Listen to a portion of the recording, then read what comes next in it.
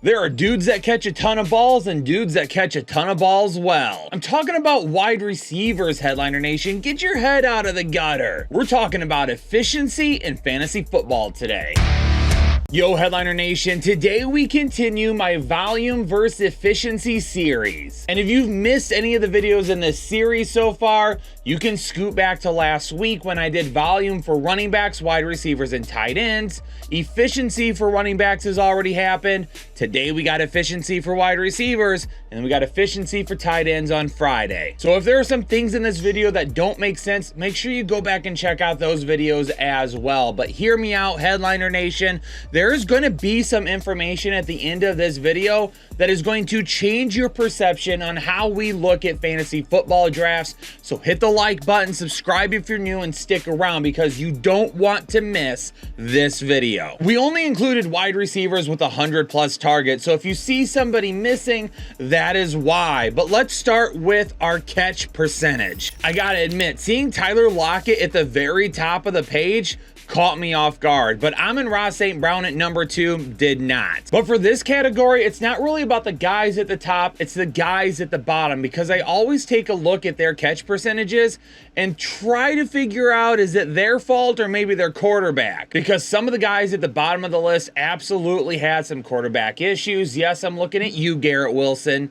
And because of that, maybe that changes this season. Okay, who's being targeted the furthest down the field? And if you've been watching this channel, Jalen Waddle at number 1 is no surprise. And then A.J. Brown at number 2 probably shouldn't surprise you as well. He's always been a big play guy. But Terry McLaurin at number 3, I think that is huge for his potential upside heading into 2023, knowing that we might get a little bit more of some consistent play from Sam Howell. And if Terry McLaurin is his guy, then he's the dude on the outside that should have the volume and hopefully the efficiency to go with it. Michael Pittman and Deontay Johnson at the bottom, also no surprise to me. Again, things that I have talked about on this channel a lot already this offseason. Yards per reception, the same exact top 3 from yards per target carry over to here. But holy cow, look at Davante Adams. Davante Adams was 16th in yards per target, but he is 4th in yards per reception. Same thing for Amari Cooper, who went from 11th to 5th. So obviously their yards after the catch per reception are gonna be big numbers. So we gotta dive into that as well. Jalen Waddle, A.J. Brown, 1 and 2 in all 3 of these categories. But then you get to 3 and 4,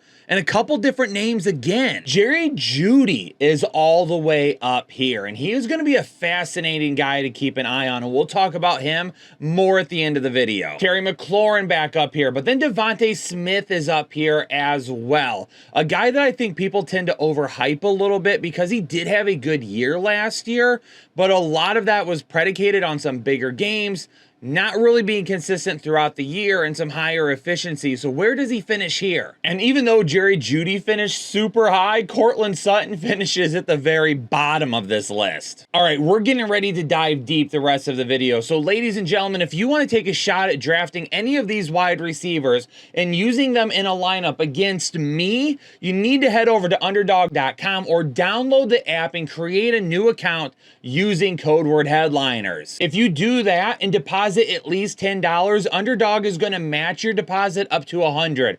But not only that, we are going to give you a free draft guide. Our draft guides are $21.99. So if you head over to Underdog and deposit $10, you're literally getting it for more than 50% off. Make sure you go get signed up on Underdog right now so you can start drafting against myself, Jake, and the rest of Headliner Nation. Hill, Diggs, Jefferson, seeing these guys at the top of points per snap doesn't surprise me very much, but it's good to see Chris Olave up here. And because Chris Olave really hasn't popped in this video, seeing him at the top of fantasy points per snap is good. Now, fantasy points per snap can throw you a little bit in either direction, because if you play a ton of snaps, but maybe you only score on fewer touches, this isn't going to look as good. So we need to compare it. Let's talk about touches as well. So a guy like Tyreek Hill, who was just at the top, takes a little bit of a plunge in fantasy points per touch, but then you got a guy like Amari Cooper, who is further down the board in points per snap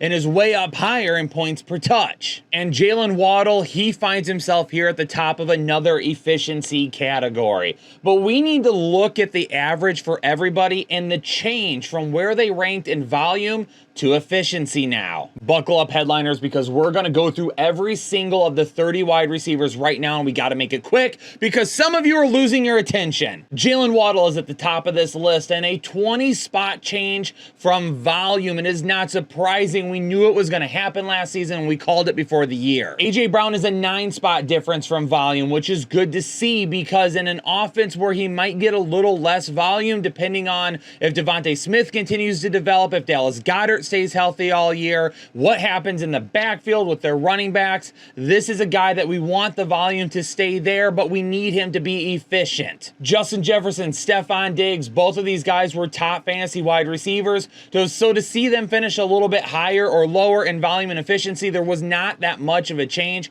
which is good to see because that means our studs are staying consistent. Jerry Jeudy is a 25 spot difference. And what does that mean, Headliner Nation? It means that if this guy actually gets a lot of volume with Russell Wilson, I would pick him to break out over Courtland Sutton easy because he showed when he gets the ball in his hands that he is the dominant playmaker. Tyreek Hill, again, just a little bit of a drop, 3 spots from volume, so staying pretty consistent in his volume to efficiency. Terry McLaurin, a 12 spot difference, jumping up 12 spots in efficiency. He was surprising to see so high in so many categories here, so hopefully Sam Howell can get him some volume, and even if he sees a little bit of drop in efficiency, he should become a more reliable fantasy receiver this year. T. Higgins, the epitome of a wide receiver 2 with wide receiver 1 upside. He sees a big jump in efficiency. If he can just stay consistent with his targets and receptions like we have seen, he will be another guy that should be a decent start every single week. Davante Adams, he dropped 7 spots in efficiency, and I'm worried about this coming season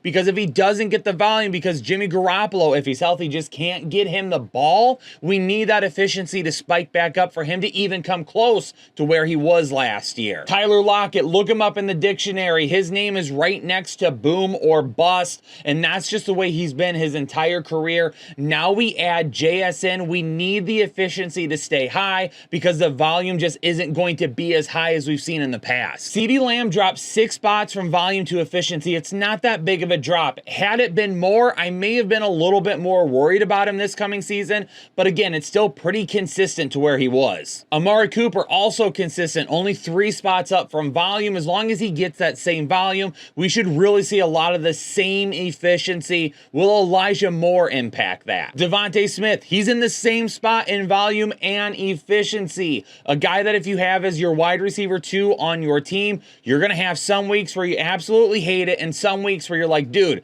this guy just won me my week.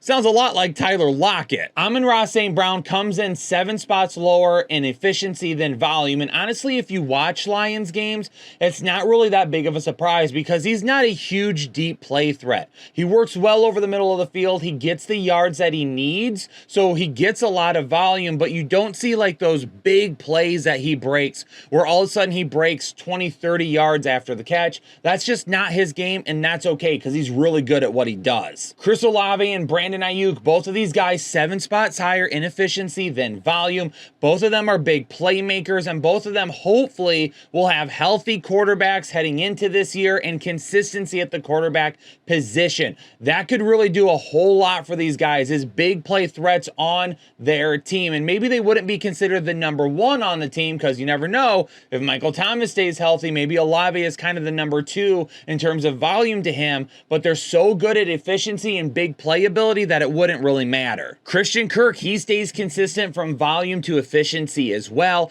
And Kirk's big thing this year is, does Calvin Ridley take targets away from whatever Marvin Jones left and then some from Zay Jones, or does he take them from Christian Kirk? If he takes any from Christian Kirk, then we got to be worried. Seeing Ja'Marr Chase this low is absolutely crazy, especially given the fact that he did miss a few games, so you would think maybe he would be a little bit higher in efficiency because he finished so high overall, but he still was a little bit lower here. We'll see what happens. It's going to be interesting. He's becoming a more complete wide receiver. If he's healthy all year, we'll see if he finishes higher up with some of the studs. Mike Evans, Chris Godwin, Garrett Wilson, even DJ Moore, these 4 guys in a row doesn't really surprise you given the fact that there was such inconsistencies in their offense last year. Yeah, they may have been like the main playmaker. They may have been like the main guy in the offense at times, but it didn't really matter because the efficiency just wasn't there for them this season because of those inconsistencies holding them back. DK Metcalf was also a shocker to see this low.